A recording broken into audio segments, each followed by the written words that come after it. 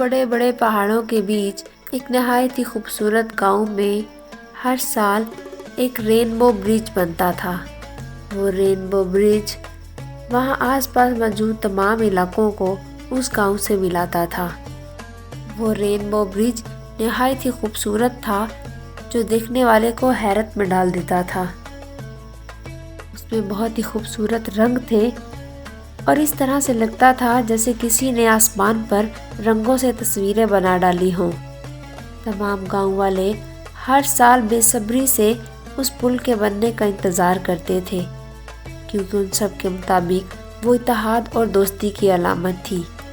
اور جب وہ پل بنتا تھا تو دونوں طرف کے بچے اس گاؤں میں آ جاتے تھے اور خوشی سے کھیلتے کودتے تھے۔ ہر سال بچے اس کا اتنی شدت سے انتظار کرتے تھے اور دن گنتے تھے کہ آخرکار کب وہ پل بنے گا اور وہ اس میں سے گزر کر ساتھ کے گاؤں جا سکیں گے۔ ایک سال ایک نہایت ہی تجسس سے بھری ایک چھوٹی سی بچی جس کا نام ایما تھا، اس نے یہ فیصلہ کیا کہ اس دفعہ رینبو برج پر سب سے پہلا قدم وہ رکھے گی۔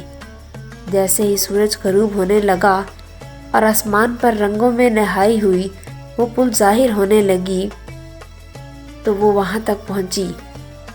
جیسے ہی اس پل پر نہایت ہی خوبصورت اور نرم و نازک چمک دکھائی دی تو ایما آگے بڑھی۔ وہ اس پل کو مکمل ہوتے دیکھ رہی تھی جو ایک پہاڑ سے شروع ہو کر دوسرے پہاڑ پر ختم ہو رہا تھا۔ جب وہ مکمل ہوا تو اس نے نہایت ہی جوش خروش سے بھرے دل کو سنبھالے اس پر اپنا پہلا قدم رکھا۔ اسے اس طرح سے لگ رہا تھا جیسے اس کے پاؤں میں ایک جادوئی قوت آ گئی ہو۔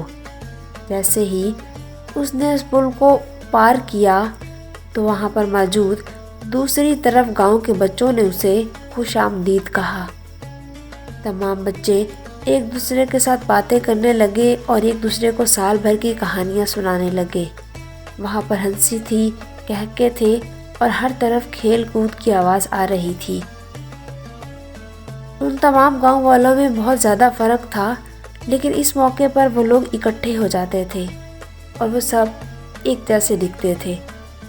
ایما وہاں بننے والے اپنے نئے دوستوں کے ساتھ بہت دیر تک کھیل کود کرتی رہی اور پھر یہ سلسلہ سالوں سال جاری رہا۔ ہر سال وہ رینبو برج آتا اور دونوں طرف کے گاؤں اکٹھے ہو جاتے تھے اور اس ملن کو نہایت ہی جوش و خروش کے ساتھ مناتے تھے۔ اب یہ رینبو برج ان دو گاؤں کے درمیان میں دوستی کی علامت تھا۔ وہ ان کی محبت اور ان کی ملن ساری کو ظاہر کرتا تھا۔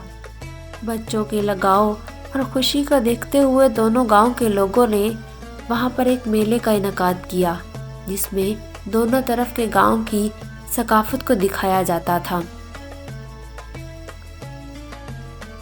اور کئی سالوں کے بعد رینبو برج کی یہ کہانی آس پاس تمام لوگوں میں پھیل گئی۔